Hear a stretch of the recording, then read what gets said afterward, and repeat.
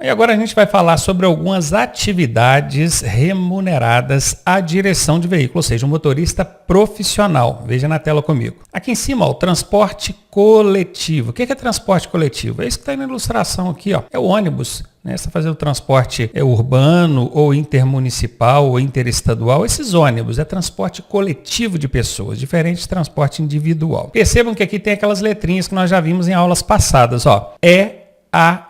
O que significa esse EAR? Exerce atividade remunerada. Remunerada vem de remuneração, din-din, dinheiro. Por isso que ele é um profissional.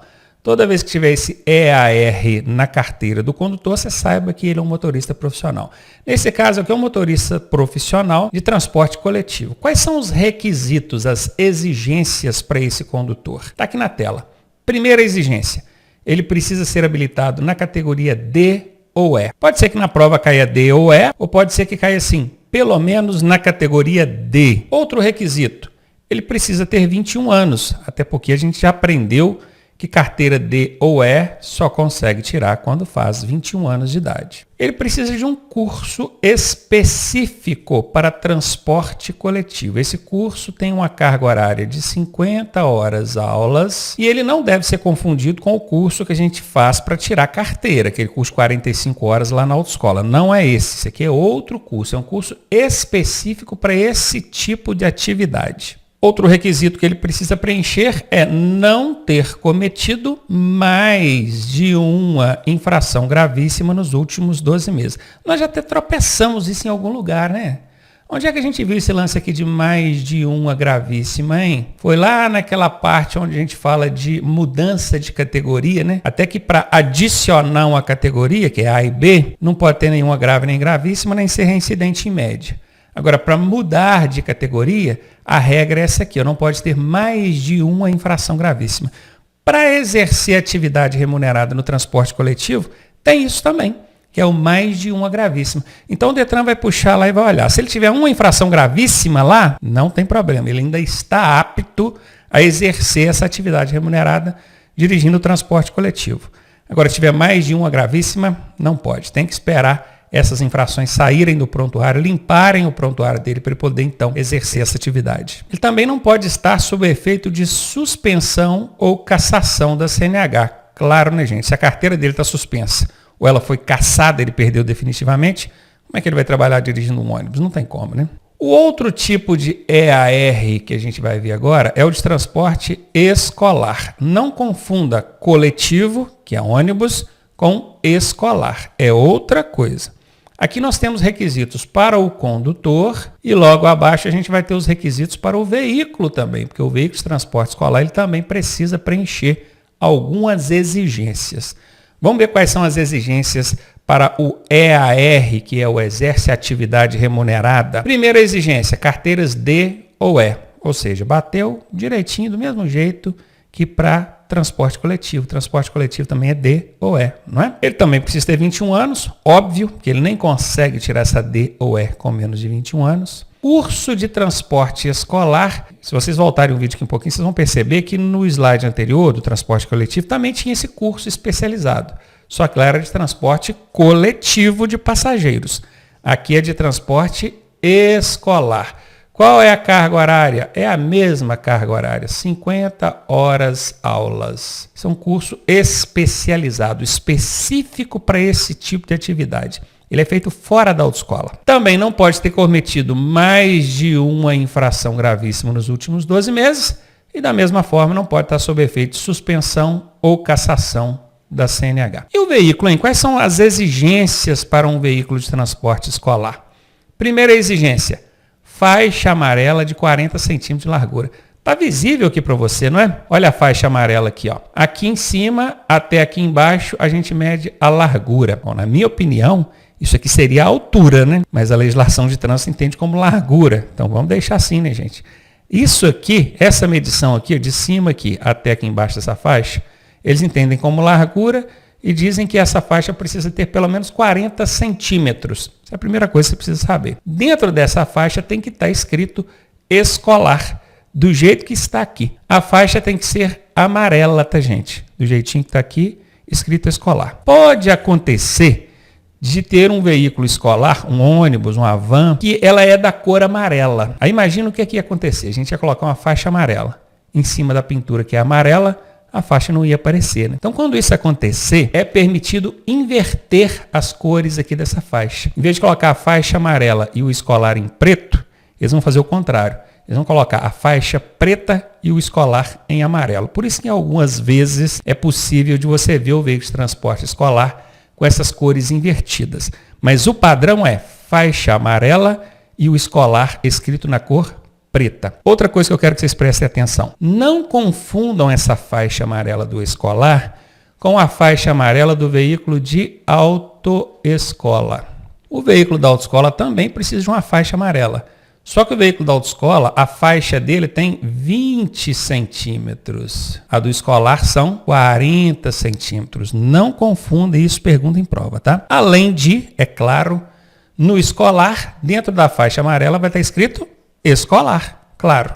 Enquanto no da autoescola vai estar escrito autoescola. Continuando, esse veículo precisa de registro como veículo de passageiros. Preste muita atenção, porque o Detran costuma trocar essa palavrinha aqui, ó, passageiros, por registro como veículo de transporte coletivo, ou registro como veículo de aluguel, ou registro como veículo de qualquer outra coisa. Não caia nessa pegadinha. O escolar, ele precisa ter registro como veículo de passageiros. Inspeção semestral. O que é inspeção? É fazer uma verificação, inspecionar esse veículo. Inspeção de segurança, olha aqui, ó, para ver se ele está em condições de fazer o transporte dos alunos, dos escolares, sem risco. De quanto em quanto tempo que essa inspeção é obrigatória? De 6 em 6 meses, está escrito aqui, ó, semestral. Semestral é um semestre, 6 meses. Esse veículo também precisa de cinto de segurança para todos os ocupantes, lembrando que crianças menores de 4 anos, é isso aí, menores de 7 anos e meio, na verdade, precisam do equipamento de segurança, que é a cadeirinha, o assento de elevação, coisa e tal. Só que no transporte escolar isso é dispensado. Olha que curioso. Se porventura cair na sua prova, você vai dizer, no carro da minha família eu preciso transportar o meu irmãozinho, o meu filho, na cadeirinha, no bebê conforto, na assento de elevação, mas no transporte escolar não. Ele pode ir sem esse dispositivo. Estranho, né? E o que é mais curioso é que, a depender do tamanho da criança, o cinto de segurança não fica bem nela. Então ela acaba nem utilizando nada. Nem o dispositivo de segurança, nem o cinto de segurança. Aí você me pergunta, é infração, professor? Não é infração de trânsito. Olha que estranho. Estranho, né? Essa é a legislação de trânsito. É obrigado a ter o cinto, mas se o cinto não se adequar bem à criança ali e não tiver o dispositivo de retenção, não é infração de trânsito. Esse veículo também precisa de luzes de posição. Acho que todo mundo sabe o que é luzes, não sabe? Luzes. Agora, luzes de posição são luzes que identificam o tamanho do veículo, a posição dele, a altura, o comprimento. Elas podem ser nas cores vermelhas ou amarelas. Na traseira, aqui em cima, perceba aqui, ó, aqui em cima desse veículo, ó, vocês estão vendo aqui uma luz vermelha, não está? Do outro lado, ó, em cima, na ponta também da traseira, outra luz vermelha. Isso são luzes de posição. Atrás vai ser sempre na cor vermelha. E lá na frente, tem que ter duas também, uma de cada lado, aí vai ser de cor amarela. Continuando, ele precisa também de tacógrafo. Tacógrafo é tipo um velocímetro, parecido com um velocímetro. A diferença é que o velocímetro do seu carro, ele só mostra a velocidade que você está. Ele não registra. O tacógrafo não. O tacógrafo registra a velocidade que você desenvolveu. E ela fica registrada ali, numa fita, diagrama ou então num disco, para possível fiscalização posterior. Então, se ele estiver excedendo velocidade ou coisa do tipo, tem como a fiscalização descobrir por meio do tacógrafo. Então, aqui estão as exigências para o veículo. E aqui em cima as exigências para o condutor que exerce atividade remunerada, à direção de veículos de transporte escolar. Tem mais, ó, tem EAR para operar máquinas. Esse tipo de máquina aqui. Essa máquina aqui tem roda? Não tem roda, ela tem esteira. Então vai exigir as habilitações da categoria C, D ou E. Lá na parte de categorias de habilitação, que foi na aula anterior, lembra quando eu falei de tratores? Se o trator for de rodas ou utilizado para trabalho agrícola, pode dirigir com a categoria B de bola. Se não é trator de roda e nem é utilizado para trabalho agrícola, a categoria exigida vai ser C, D ou E, que é exatamente esse tipo aqui, ó. Não tem roda Isso aqui não é utilizado para trabalho agrícola, então é CDOE mesmo. Observação, não é obrigatória habilitação para operar essas máquinas em canteiros de obra. O que é um canteiro de obra? É fora da via pública, está escrito aqui, ó. Fora da via pública. Gente, o Código de Trânsito Brasileiro exige habilitação para conduzir veículos na via pública. Se você está lá no meio do mato, lá dentro de um lote, fazendo buraco, cortando, aquilo não é via pública. Veja aqui, ó, não é obrigatória habilitação para operar essas ou qualquer outro tipo de máquina fora da via pública. Então guardem bem isso. Quando a gente fala aqui de categorias exigidas, isso é na via pública. E vocês já devem ter percebido que aqui não falou nada de curso. Para operar essas máquinas não é obrigatório fazer um curso específico, igual acontece para o transporte coletivo e para o transporte escolar? Não é, não precisa. Mas a empresa onde eu fui trabalhar exigiu. Isso é uma exigência da empresa. A legislação de trânsito não exige curso específico, nem existe esse curso específico pela legislação de trânsito para operar esse tipo de máquina. Se for fora da via pública, nem habilitação precisa. E aqui embaixo, reforçando aquilo que a gente já havia falado, né? Se o trator for um trator de roda e também os equipamentos automotores destinados a trabalhos agrícolas, esses poderão ser conduzidos em via pública também por condutor habilitado na categoria B. Aqui é o trator de roda, ó. Viram? Inclusive parece que esse aqui está fazendo terraplanagem, né? Terraplanagem não, como é que chama isso aqui? É quando ele vai cavando a terra ali para poder mexer com a terra, arando, ele está arando a terra para fazer um plantio, ou seja, trabalho agrícola. Aqui ele já encaixa nos dois, né? Trator de roda e ainda executa trabalho agrícola. Então, nesse caso, pode ser com a categoria B. O EAR para produtos perigosos, é o caminhão com transporte de produtos perigosos, é tóxico, inflamável, explosivo, tem vários, né? Quais são os requisitos, hein? Categorias B, C, D ou E. Então, de cara, eu quero que vocês prestem atenção nisso aqui, ó. Categoria B. Todo mundo erra na prova quando lá cai na pergunta assim, qual a categoria mínima exigida para trabalhar de forma remunerada num veículo de transporte de produtos perigosos? Ninguém consegue concordar que a categoria B permite, porque ele pensa assim, poxa, como é que o cara vai dirigir um caminhão com carga perigosa com a categoria B? Realmente, um caminhão ele não vai conseguir, ele vai precisar de pelo menos categoria C, não é? Mas e se ele tiver numa caminhonete? Caminhonete pode dirigir com a categoria B, então lembre-se disso. Aí alguém pode pensar assim, então moto também pode, categoria A, porque eu vejo moto transportando botijão de gás. Pois é, o raciocínio até está certo. Só que a legislação de trânsito não exige, não reconhece como atividade remunerada de produtos perigosos quando você está transportando uma botija de gás numa moto. Aí já entra em outro caso que nós vamos ver daqui a pouco, que é o motofrete. Não é produto perigoso, é motofrete. Então a categoria A não entra aqui.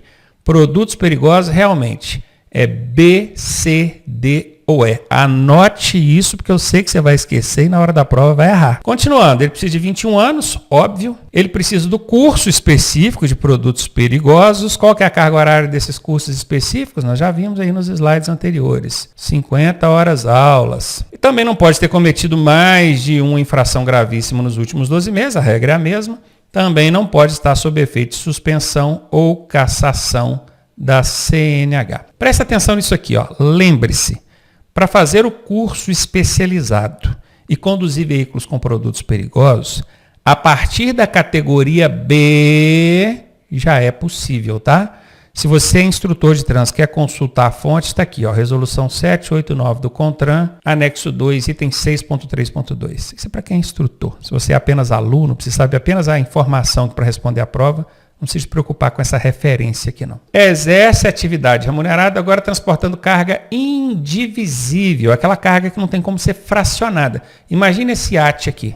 Você que acertou aí na mega da virada, comprou esse iate e quer transportar ele até lá na marina tal, lá para você deixar ele lá para fazer o seu passeio. Como é que eles vão dividir? Não tem como, isso é uma carga indivisível. Para transportar esse tipo de carga, também tem os requisitos, ó. Categoria C, D ou E, 21 anos, curso de carga indivisível, qual que é a carga horária? Vocês já até decoraram, né? 50 horas aulas. Estão ficando treinados. E não está sob efeito de suspensão ou cassação da CNH. Professor, e aquele lance de não ter mais de uma gravíssima? Aqui não entra, não? Não entra. Aqui não entra. No cargo indivisível, não tem esse lance de não poder ter mais de uma infração gravíssima. Curioso, né? Anota isso que é para não esquecer, que senão você acaba sendo induzido ao erro aí. Tem também os veículos de emergência. Aqui, ambulância, SAMU, bombeiro, polícia, tudo entra em veículo de emergência. É uma atividade remunerada. E quais são os requisitos? Categorias A, B, C, D ou E. Professor, categoria A, pode dirigir veículo de emergência? Pode, aqui, ó. Motocicleta, categoria A.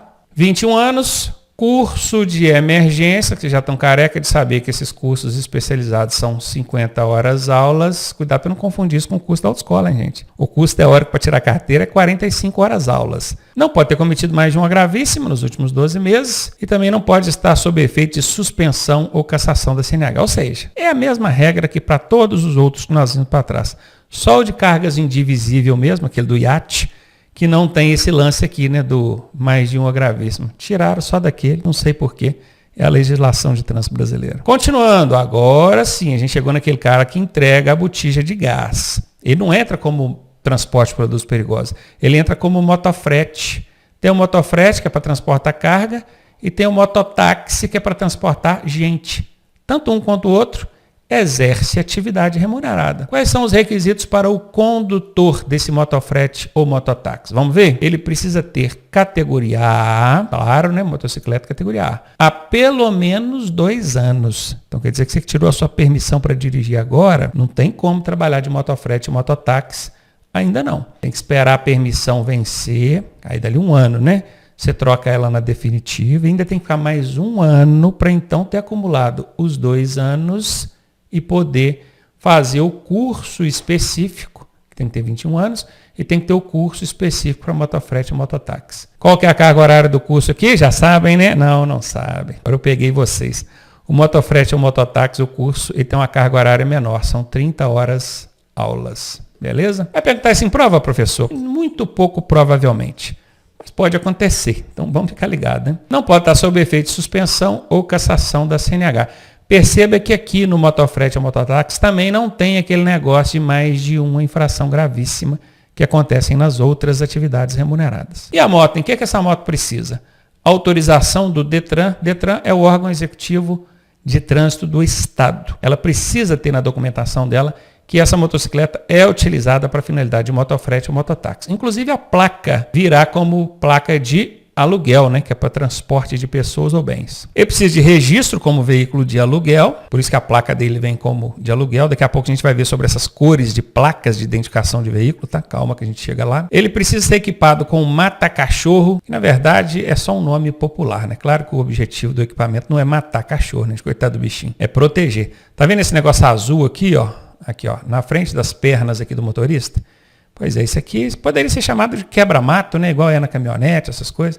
Mas eles colocam como mata-cachorro. Se você tem uma moto sua de uso particular, ela pode até ter mata-cachorro, mas não é obrigado, não. Agora, se for para motofrete ou mototáxi, aí é obrigado a ter o mata-cachorro. A mesma coisa é a antena corta-pipa. Tá vendo essa antena azulzinha aqui, ó? Se porventura uma linha de pipa vier em direção ao seu pescoço, aos seus braços, essa antena vai segurar essa linha e não vai deixar cortar você aqui. Por isso que ela precisa dessa antena corta-pipas. Lembrando, só é obrigatório em motocicletas que exercem, que são usadas para atividade remunerada, motofrete ou mototáxi. Ela também precisa de inspeção semestral para verificação de segurança e baú dentro das especificações. Não vou falar quais são as especificações, altura, tamanho e largura, porque isso não vai perguntar na sua prova de candidato à habilitação inicial. Isso só vai cair para você numa prova se você for fazer o curso específico de motofrete. Para você que está tirando a habilitação inicial, mesmo que você não está tirando carteira de moto, está tirando carteira só de carro, você precisa saber isso aqui,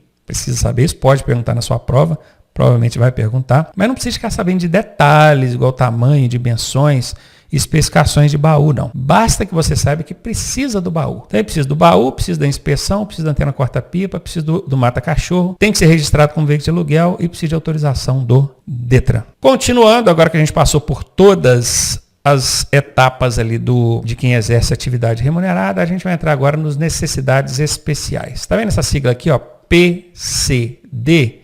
Significa pessoa, ao P aqui, ó, pessoa com deficiência. Não é correto falar portador de deficiência. Já foi convencionado dentro dessa unidade de pessoas com necessidades especiais que o termo adequado é PCD, pessoa com deficiência. Fala assim que pronto, você não vai estar ofendendo ninguém. Assim foi convencionado. A PCD, ou seja, a pessoa com deficiência, pode habilitar-se, desde que ela preencha isso aqui. O veículo seja adaptado à deficiência que ela tem. Se a pessoa não tem uma perna esquerda, não tem como esse veículo dela ter embreagem, então ela vai ter que ser num carro automático. Ou às vezes ela tem a perna esquerda, mas não tem boa mobilidade, tem algum comprometimento. Isso, cada deficiência vai ser analisada numa junta especial lá junto ao Detran, e o Detran vai falar, sua deficiência é essa, o seu veículo precisa dessa adaptação. A adaptação que o Detran mandar, você tem que fazer no veículo. Muitas vezes nem carece de adaptação. Às vezes um simples câmbio automático já tira ali o pedal da embreagem, já não precisa mudar a marcha, então quer dizer, já não precisaria de usar a mão direita mudando marcha. Coloca aquela bolinha no volante, aí já é uma adaptaçãozinha, mas nada assim que venha requerer uma grande intervenção mecânica no veículo. Preencha os pré-requisitos exigidos. E quais são os pré-requisitos? Quais são as exigências para PCD tirar carteira? As mesmas que para qualquer outra pessoa. Ela precisa ser penalmente imputável, possuir documento de identidade, saber ler e escrever e possuir documento de CPF. Isso aí. A única diferença é que ela vai ter que passar por um exame médico numa junta especializada para possíveis adaptações de veículos. O resto, meu amigo, é igual você mesmo. Seja aprovado em exames por comissão avaliadora especial. Esse comissão avaliadora especial é aquela junta médica lá no Detran para ver a deficiência que a pessoa tem e pedir ali a devida adequação do veículo. No mais, é tudo igual. O exame psicológico dela é igual, o exame teórico dela é igual, o exame de direção dela é igual, tudo igual, não muda nada, igualzinho o seu. Nós vamos aliviar ela na baliza porque ela é uma PCD? Nada disso. Condutor estrangeiro. A pessoa é estrangeira e quer dirigir aqui no Brasil. Pode? Pode, aqui, permitido por até 180 dias, desde que amparada por convenção internacional. Essa convenção é um acordo internacional. Existe uma convenção que é chamada de Convenção de Viena, eu coloquei Viana aqui, é Viena, Convenção de Viena, que ali vários países no mundo, mais de 100, são signatários, ou seja, elas concordaram que você pode dirigir lá no país dela com a sua habilitação brasileira, mas também quando elas vierem aqui, elas podem dirigir com a habilitação estrangeira dela. Isso por até 180 dias, tá? Se porventura você precisar de passar de 180 dias, após esse período, você vai precisar de uma habilitação brasileira para dirigir aqui. Você não, porque você é brasileiro, não estou falando um estrangeiro quando vem de lá para cá. Para ele tirar essa habilitação aqui no Brasil, ele vai precisar de comprovar estada regular no Brasil. Trabalha. Aqui não precisa de visto, né? Igual os Estados Unidos que é emitido, não. Aqui não precisa de visto. Comprovando estada regular, ele agora reside, trabalha aqui, ok, já comprovou, pode tirar a carteira brasileira. E que exames ele vai fazer? Precisa de fazer autoescola, tudo igual a gente mesmo? Não. Ele só vai precisar de fazer esse aqui, o exame de aptidão física, mental e avaliação psicológica. Só isso. Só aquela primeira etapa. A teórica ele não precisa fazer, a prática ele não precisa fazer. Fez só aquela primeira etapa lá da clínica, que é a aptidão física, mental e psicológica, acabou. Eles já vão conceder a habilitação brasileira para ele, aí ele pode dirigir à vontade, igual a gente mesmo. E agora chegou aquela parte da sopinha de letras, né? Sopinha de letras, que fala do SNT, Sistema Nacional de Trânsito. O que é esse SNT? É um conjunto de órgãos ou entidades de trânsito. Esses órgãos podem ser da União. Quando fala União é o quê? É federal. Podem ser dos estados, aí é estadual. E pode ser dos municípios, que aí é municipal. Professor, e esse no meio aí que o senhor pulou, Distrito Federal? É porque o Distrito Federal, que é Brasília, ele não é nem estado e nem município. Ele é o Distrito Federal. Por isso que ele fica aqui isoladinho. Mas quando fala conjunto, o que é um conjunto? É um mote, um amontoado. Junta todos os órgãos ou entidades de trânsito que vai formar o SNT. Esse quadradinho aqui, ele até representa esse conjunto. Eu peguei aqui o SNT, criei esse balãozinho quadradinho aqui e joguei alguns órgãos aqui dentro, só para a gente entender. Secretaria Nacional de Trânsito, Conselho Nacional de Trânsito, Polícia Rodoviária Federal, Departamento Nacional de Infraestrutura e Transporte, Departamento Estadual de Estradas de Rodagem. Aqui estão alguns, não estão todos não. Mas eu vou jogando todos aqui dentro e vira então o SNT, que é esse conjunto de órgãos, podem ser chamados também de entidades de trânsito, que podem ser da União, dos estados, dos municípios ou do Distrito Federal. O SNT tem por finalidade, qual que é a finalidade desses órgãos? Essas aqui, ó: planejar, administrar, normatizar, registrar e licenciar veículos, formar condutores, habilitar condutores, aplicar reciclagem em condutores. Também engenharia e educação de trânsito e tráfego, fiscalizar e policiar o trânsito, aplicar punições, penalidades, julgar recursos de condutores infratores que foram penalizados e, por fim, operar o sistema viário.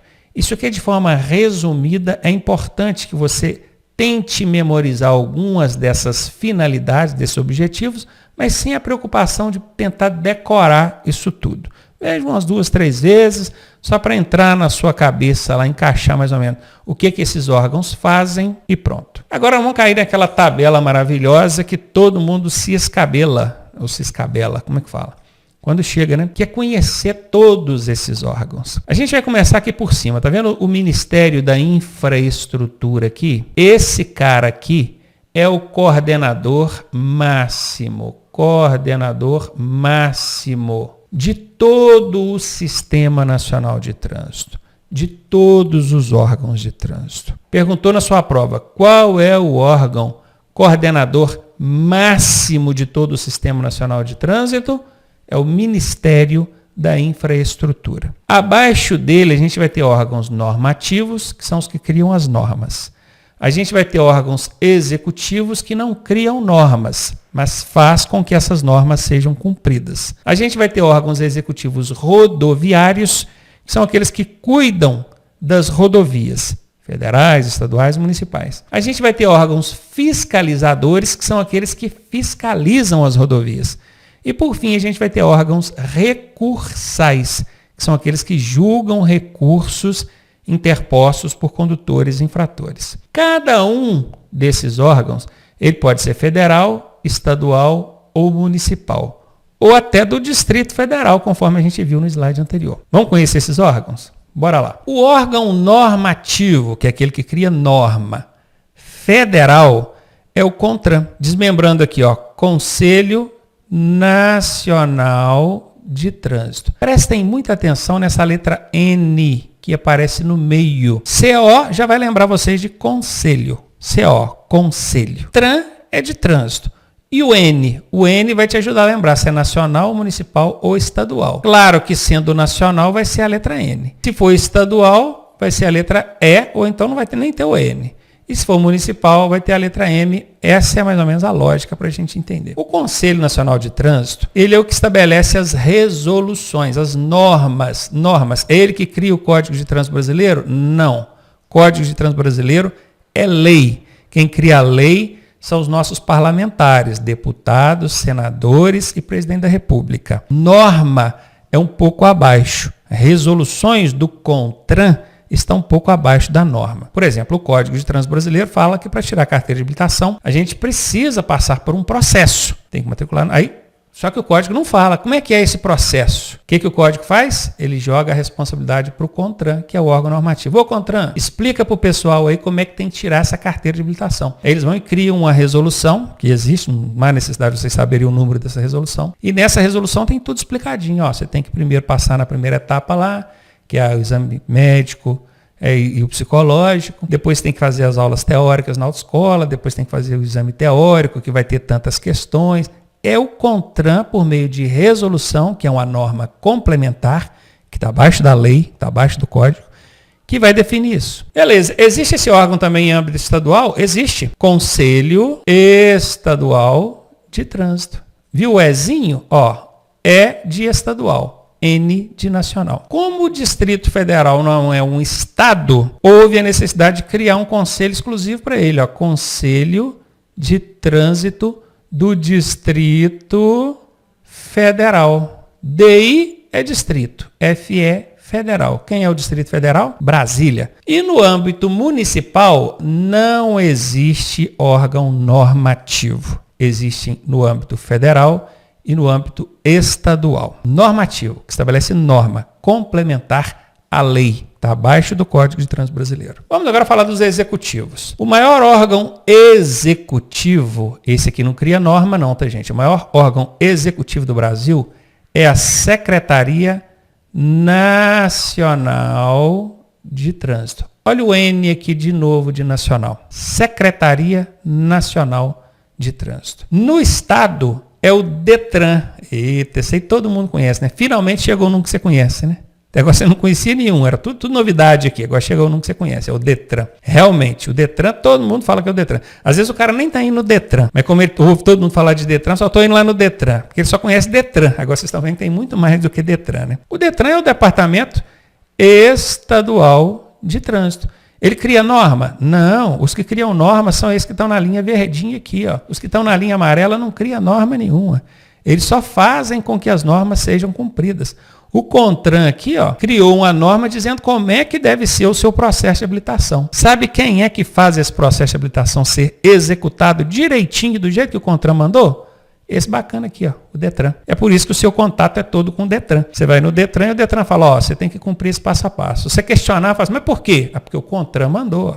Quem está lá em cima mandou. No âmbito municipal, o órgão executivo de trânsito do município. Aí é muito comum. Na cidade onde eu estou, tem órgão executivo de trânsito do município, que é o que cuida ali das vias do município, da fiscalização do município. O nome desse órgão é o nome que o município quiser colocar. Agora vamos para os rodoviários, órgãos executivos rodoviários. Cuidando das rodovias, né, gente? Se for na rodovia federal, vai ser o DENIT, Departamento Nacional, ON de Nacional de novo, de Infraestrutura e Transporte. Departamento Nacional de Infraestrutura e Transporte. Tem também a ANTT, que é a Agência Nacional de Transportes Terrestres. Apesar de muitos não entenderem que a ANTT entraria aqui nesse sistema, ela existe. E se perguntar na sua prova, você já sabe. Ela cuida de rodovias federais. Normalmente rodovias federais sob concessão. Sabe quando uma rodovia é privatizada? É a ANTT que começa a lidar com aquilo ali. O DENIT vai mexer com as rodovias federais que não são privatizadas. Aquelas que ainda estão sob a administração do governo federal. Porque ele é um órgão nacional, né? Toda BR, que é uma rodovia federal, ela vai estar sob a administração do DENIT ou uma concessionária supervisionada pela ANTT. No âmbito estadual é o DR, Departamento Estadual, o Ezinho aqui, ó, de Estradas de Rodagem. No município, mesma coisa, órgão executivo rodoviário municipal. Percebam que aqui em cima é órgão executivo de trânsito. Aqui embaixo é órgão executivo rodoviário. Cuida de rodovia municipal. Professor, nunca vi rodovia municipal. Eu já vi. Não é muito comum não, mas eu já vi. E os fiscalizadores, hein? Se for na rodovia federal, quem que fiscaliza as rodovias federais, hein? Essa aí todo mundo sabe, né? É a PRF, Polícia Rodoviária Federal. E no estado, quem fiscaliza? É a PM. Ué, professor, achei que era a Polícia Rodoviária Estadual. Mas a Polícia Rodoviária Estadual é a PM. É porque eles pegam um destacamento da PM aqui e colocam BPRV, Batalhão de Polícia Rodoviária. Mas aquilo nada mais é que um destacamento da PM. Então quem fiscaliza as rodovias estaduais é a PM. No município, pode ser o agente de trânsito ou a guarda municipal, se tiver convênio com o órgão executivo de trânsito. Tanto o agente de trânsito quanto o guarda municipal podem fiscalizar o trânsito no âmbito municipal. E os recursais? Recursais são as JARIs, Junta Administrativa de Recursos de Infrações. Toda vez que você comete uma infração e é punido, tomou lá uma multa, a punição que for, você tem direito a se defender, a recorrer daquela punição. A qual órgão você recorre? É esse aqui, a JARI, Junta Administrativa de Recursos de Infrações. A JARI, ela pode ser federal, estadual ou municipal. Ela vai estar sempre vinculada ao órgão que aplicou a penalidade. Vamos supor que quem aplicou a penalidade foi a PRF. Quem que vai julgar o seu recurso? A JARI da PRF. Vamos supor que quem aplicou a sua penalidade foi o DETRAN. Quem vai julgar o seu recurso? A JARI do DETRAN. Vamos supor que quem aplicou a penalidade foi o órgão de trânsito municipal. Quem que vai julgar o seu recurso? A JARI vinculada ao órgão de trânsito municipal. Todo órgão que pune tem que ter uma JARI vinculada a ele para você recorrer e ter ali o seu direito à ampla defesa. E agora, como última informação, a gente ainda tem aqui no asterisco, tá bem pequenininho, eu peço para você esticar aí os olhos aí, ó. O DENIT, a NTT, o DR e o DETRAN têm competência de fiscalização também. Se a gente olhar aqui na linha dos fiscalizadores, ó, entre a PRF, PM e agente de trânsito. Mas o DENIT, ele pode fiscalizar também. Ele cuida das rodovias federais, mas ele tem ali um papel de fiscalização também. Então, nessa linha dos fiscalizadores, poderia entrar aqui DENIT. Poderia entrar também a NTT, que ela também tem um papel fiscalizador.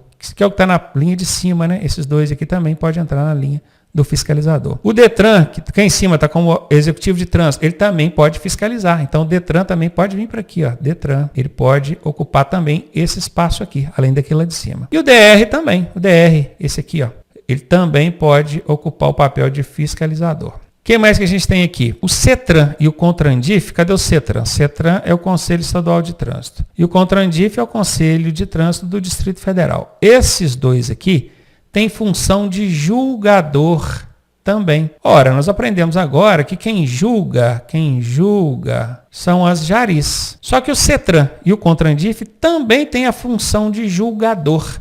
Vocês vão entender mais para frente, quando eu mostrar seu processo de habilitação, quando é que o CETRAN e o CONTRANDIF vai poder julgar também. Não é só a jari que julga, não. O CETRAN e o CONTRANDIF também vão poder julgar. Mais para frente vocês vão ver isso, lá nas aulas de infrações e penalidades. Sistema Nacional de Trânsito, atribuições. Dentre todas as atribuições, competências e finalidades do Sistema Nacional de Trânsito, eu quero, isso aqui vocês precisam, guardar essas que eu vou jogar aqui na tela. Gente, são dezenas e dezenas de atribuições.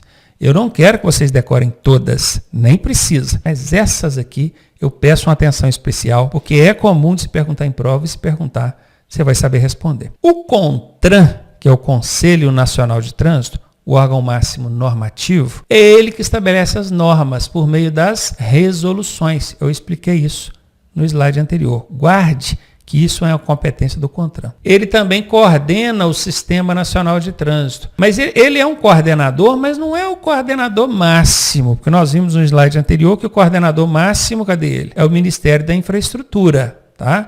Fala, quem que coordena? O órgão máximo é o Ministério da Infraestrutura. Agora, só quem coordena é o CONTRAN. E, por fim, ele estabelece as câmaras temáticas. Eu quero que vocês prestem bem atenção nisso aqui, porque esse aqui tem perguntado direto em prova. Você sabe o que é uma Câmara de Vereadores, não sabe? É um apanhado de vereadores ali, um grupo de vereadores. Só que aqui a gente não está falando de Câmara de Vereadores, não. A gente está falando de Câmara, que também é um grupo de pessoas, temáticas, que vão debater temas relacionados ao trânsito. Por exemplo, você precisa passar por todo esse processo de habilitação, porque tem uma Câmara temática lá no CONTRAN, que é a Câmara Temática de Educação de Trânsito, que estuda o processo para tirar a carteira e fala, ó, a gente precisa melhorar nisso, precisa melhorar naquilo, é melhor aumentar a carga horária, é melhor deixar o simulador de ser obrigatório, é melhor disso, é melhor aquilo. Essas câmaras temáticas, esses grupos de especialistas,